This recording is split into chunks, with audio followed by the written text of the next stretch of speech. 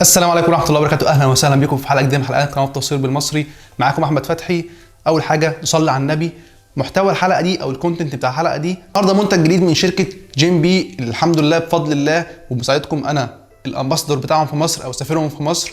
معانا النهارده تريجر او اشهر تريجر عن شركه جيم بي اللي بيشتغل على الهيد اتش دي 400 وبيشتغل على هيد اتش دي 610 وبيشتغل على معظم او على كل الهدات او الحاجات اللي في جيم بي بتشتغل بوايرلس، وهو تريجر تي ار كيو 7 مارك 2 فور سوني.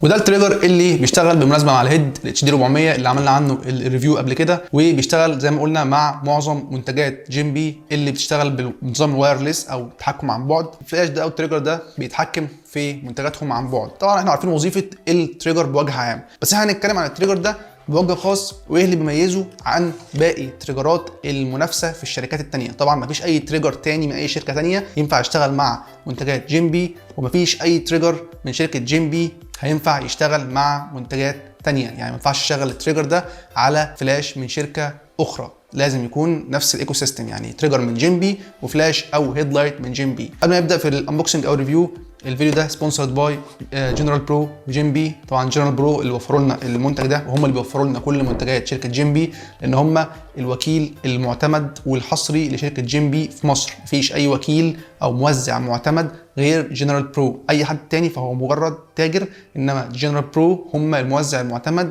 من شركه جيم بي. نعمل انبوكسنج كده للتريجر. هو العلبه ما فيهاش محتويات كتير، بسم الله.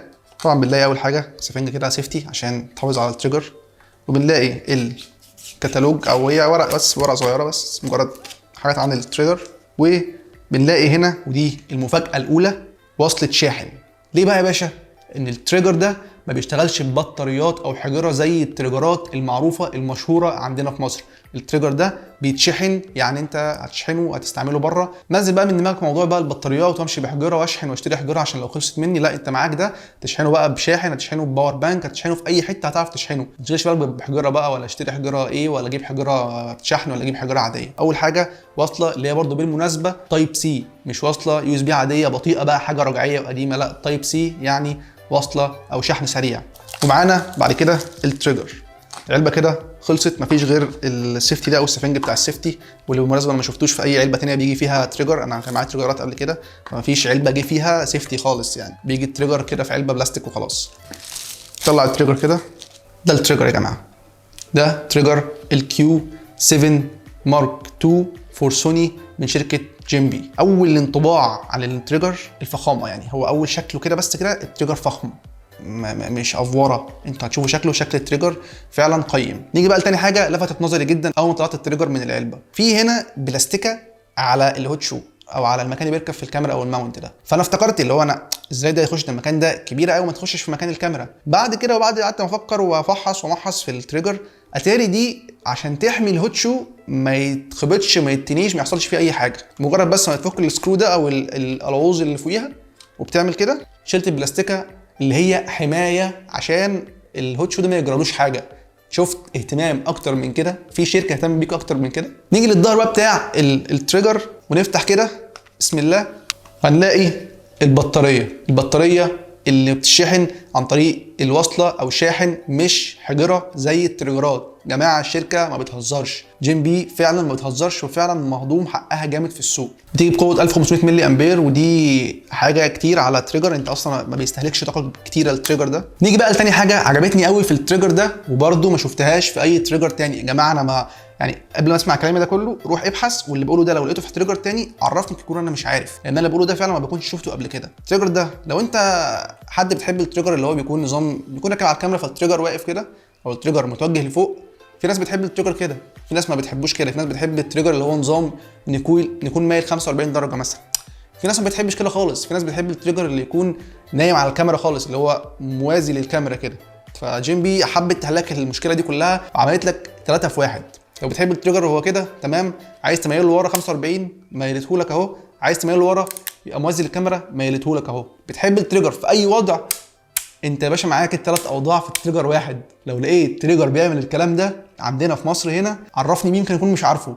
فعلا حاجه حلوه جدا. في ناس ممكن يبقى في وضع معين انا مش عارف، مثلا انا هصور والتريجر كده مثلا بصور في مكان ضيق، بصور بلو انجل حاجه فوقيه، لا يا عم انا ممكن اعمل كده خالص، فلاش بقى موازي للكاميرا، ما عنديش اي مشكله وانا بصور. هنيجي في الجنب هنا هنلاقي الوصله التايب سي مكانها هنا عشان اشحن التريجر، وعشان لو في ابديت او فريم وير ابديت من شركه جيم بي اقدر اعمل تحديث للتريجر. طبعا هو مش بيديك التريجر ويسيبك، لا هو بيديك التريجر وبعد فتره لو في تحديث بينزله لك، والتحديث فعلا بيعدل حاجات في التريجر، بيخليه مثلا يقبل يشتغل مع حاجات اكتر او فيرجنات احدث من منتجات جيم بي عشان يبقى مواكب اي منتج ينزل. هنيجي في وش التريجر هنا كده هنلاقي بالظبط 4 زراير، وفي النص زرار اللي هو الست، واربع اسهم وزرار التحكم في الجروبس والشانلز والحاجات دي. تشغيل التريجر ده من اسهل ما يكون، وهو انك بتدوس مطوله على زرار الباور بيفتح التريجر معاك، وكل حاجه عندك ظاهره لك، يعني انت كل حاجه عندك ظاهره هنا قدامك على الشاشه.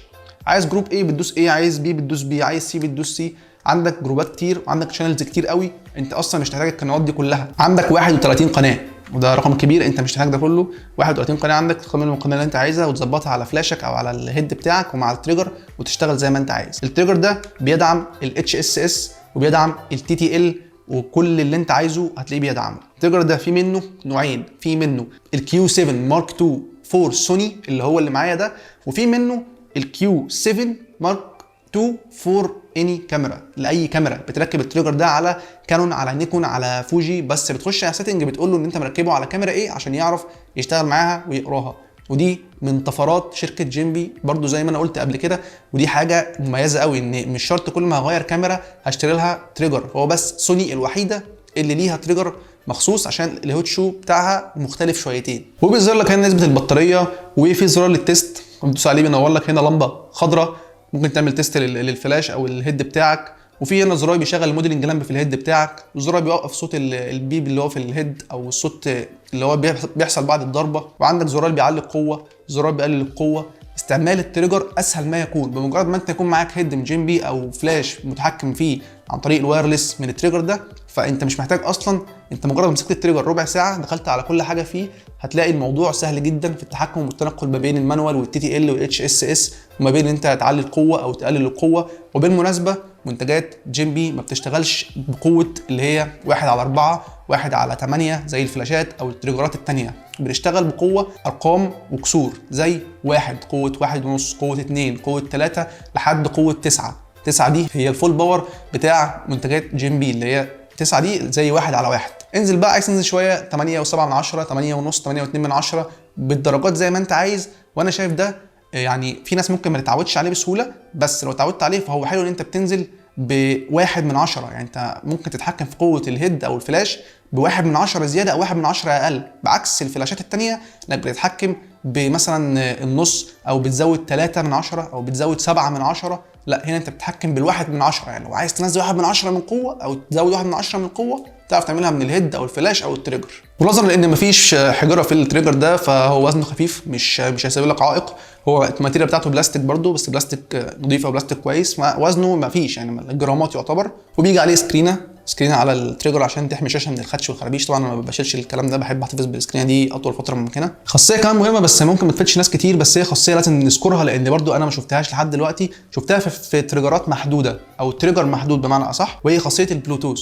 بس هنا بعكس الخاصيه المتعارف عليها، انت ممكن توصل موبايلك بالتريجر ده وتتحكم في قوه الهيد او قوه الفلاش من الموبايل فقط، يعني مش هتصور من الموبايل، ان في حاجات تانية بتصور من الموبايل. لا هو في جيم بي عامل لك ابلكيشن من شركه جيم بي، هو انك بتوصل موبايل بالتريجر وتتحكم في اعدادات الهيد او الفلاش. طبعا بقى ايا كان السبب، مثلا انت بعيد عن الكاميرا وعن التريجر خالص وبتتحكم في الكاميرا عن بعد وعايز تتحكم في التريجر عن بعد، يعني ممكن يفيد ناس وما يفيدش ناس، بس هي خاصيه لابد ان تذكر وتقال لان هي مش في كل التريجرات. وحاجه مهمه جدا في التريجر ده وهي انه بيدعم لحد 100 متر، يعني لو انت بعيد عن الهيد او الفلاش ب 100 متر المفترض ان التريجر ده بيفضل معاك، بس طبعا صعب قوي ان انت تبعد عن التريجر او تبعد عن الهيد او الفلاش 100 متر، ايه اللي هصوره على البعد ده كله؟ بس برضو اهي ميزه ولازم نقولها.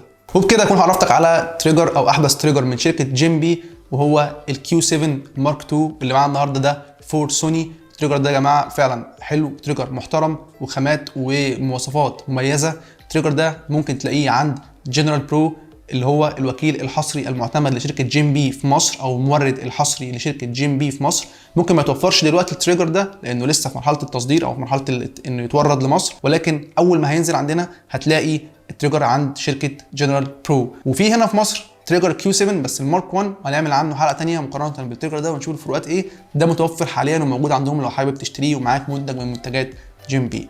يا رب اكون فدتك. لو الفيديو عجبك بعد اذنك ما تنسانيش من دعائك، ما تنساش زي ما قلنا الفيديو ده سبونسرد باي جيم بي جنرال برو، وسلام.